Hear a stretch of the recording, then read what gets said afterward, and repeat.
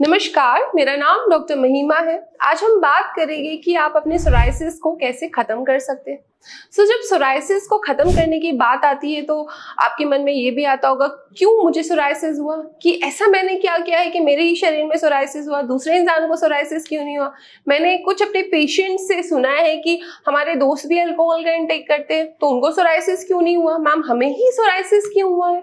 क्या ऐसा कारण है कि स्मोकिंग भी नहीं मैं करता हूँ, अल्कोहल भी यूज नहीं करता हूँ, मेरी दिनचर्या भी बहुत अच्छी है, तब भी मुझे सोराइसिस हो गया। तो इन्हीं सब के जब जवाब आपको मिलते हैं तभी आपका जो सोराइसिस है वो खत्म हो सकता है। So let's start the video कि आप अपने सोराइसिस को कैसे खत्म कर सकते हैं। तो आपको कुछ सिंपल स्टेप्स फॉलो करने हैं। जब हम स्टेप्स फॉलो करते हैं या फिर हम अपनी लाइफ को कुछ रूल्स के अकॉर्डिंग जब हम चलाते हैं तो बहुत चीजें आसान होती है, हमारे शरीर के लिए भी आसान होती है, इवन हमारे मेंटल्स के लिए भी आसान होती है। क्यों? क्योंकि जब हमने कुछ रूल्स बनाए हैं हम उसको फॉलो करेंगे तो हमारे जो शरीर है उसको एक हैबिट बन जाती है और वो हैबिट की वजह से हमारी जो बॉडी की जो मैकेनिज्म है वो अच्छे से वर्क करती है। सो जो हैबिट्स होती है वो हमारे लिए बहुत अच्छी होती है, तो इसलिए गुड हैबिट्स होना तो हमारे सोराइसिस के लिए भी बहुत हेल्पफुल रहेगा। तो ऐसी जो 5 हैबिट्स है मैं आपको बताने जा रही हूँ। सो फर्स्ट ऑफ ऑल आपको डेली बेसिस पर एक्सरसाइज करनी है। अगर कोई व्यक्ति ओबीज है, मतलब किसी का वेट बहुत ज्यादा है, तो अपने वेट को कंट्रोल कीजिए, क्योंकि वेट बढ़ने की वजह से भी आपका जो सोराइसिस है वो खत्म नहीं होता है और बार बार आपको उसके जो रिपरकशन है वो होते रहते हैं।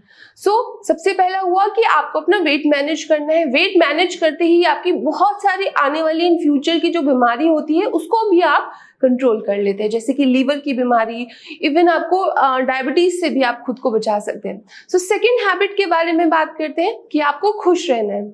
जब आप खुश रहते हैं तो आपका जो बॉडी का मैकेनिज्म है वो भी हैप्पी रहता है, आपके हॉर्मोन्स अच्छे रिलीज होते हैं, सेरोटोनिन रिलीज होता है, डिप्रेशन से आप दूर रहते हैं।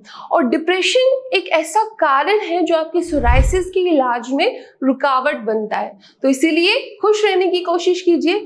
अगर कुछ परेशानी है लाइफ में तो उसका सॉल्यूशन ढूंढिए, उसको ज्यादा एक्सेजरेट या फिर क्रॉनिक आप उस बीमारी को या फिर डिप्रेशन को मत कीजिए, सॉल्यूशन ढूंढिए and try to be happy and smile more. Third, अपना दिनचर्या सुधारिए, अपनी डाइट को अच्छी कीजिए। सोराइसिस के पेशेंट को मैं रिकमेंड करती हूँ कि आप वेजिटेरियन डाइट लीजिए। जब वेजिटेरियन डाइट आप लेते हैं तो उसमें आपकी बॉडी में जो इन्फ्लेमेशन हो रही है वो कहीं ना कहीं तक रुक जाती है। जब तक आपका इलाज चल रहा है तब तक आप प्लांट बेस्ड प्रोटीन खाइए, वो आपकी बॉडी के लिए बहुत हेल्पफुल रहेगी। फोर्थ हैबिट हमारी स्लीपिंग साइकिल। स्लीपिंग साइकिल अगर हमारी गड़बड़ करती है तो हमारे कुछ हार्मोन्स रिलीज होते हैं, जब हम रात में सोते हैं तो वो हार्मोन रिलीज होना शरीर में बंद हो जाते हैं। अब इसी की वजह से जैसे कि कुछ लोग जिन लोगों की नाइट शिफ्ट की जो ड्यूटीज होती है उन लोगों में तुरंत तो सोराइसिस नहीं होता, बट ओवर टाइम जब 6 साल हो गए, 10 साल हो गए, 15 साल हो गए, उसके बाद जो उनका सोराइसिस है वो उनकी बॉडी में आने लगता है। अब उन पेशेंट्स का भी मुझसे सेम क्वेश्चन रहता है कि हमें क्यों हो गया, तो मेरा आंसर उनसे रहता है कि आपको अपने स्लीपिंग साइकिल को सुधारना है, तो ये हैबिट आपको चेंज करने की जरूरत है।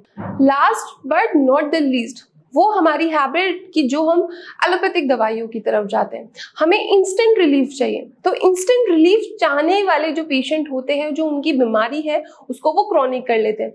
जब भी उनको इचिंग हुई, जब भी उनको सोराइसिस के पैचेस एग्रेवेट हुए तो एलोपैथिक मेडिसिन खा लेते हैं। कुछ दिनों के लिए वो जो बीमारी है वो सप्रेस हो जाती है, फिर से किसी और डॉक्टर के पास जाएंगे, जब उनकी बीमारी बढ़ जाएगी कुछ दिनों के लिए इलाज कराएंगे फिर छोड़ देंगे। तो ऐसा मत कीजिए, अपना इलाज अच्छे से कराइए, पूरा इलाज कराइए और सिर्फ सप्रेशन वाला अपना इलाज नहीं कराना है। आपको जो अपना इलाज है उस तरह से कराना है कि जो आपका सोराइसिस है वो जड़ से ठीक हो जाए। तो ये हैबिट जो आपका इंस्टेंट रिलीफ आपको दवाइयों से चाहिए, ये हैबिट बिल्कुल अपनी हटा दीजिए।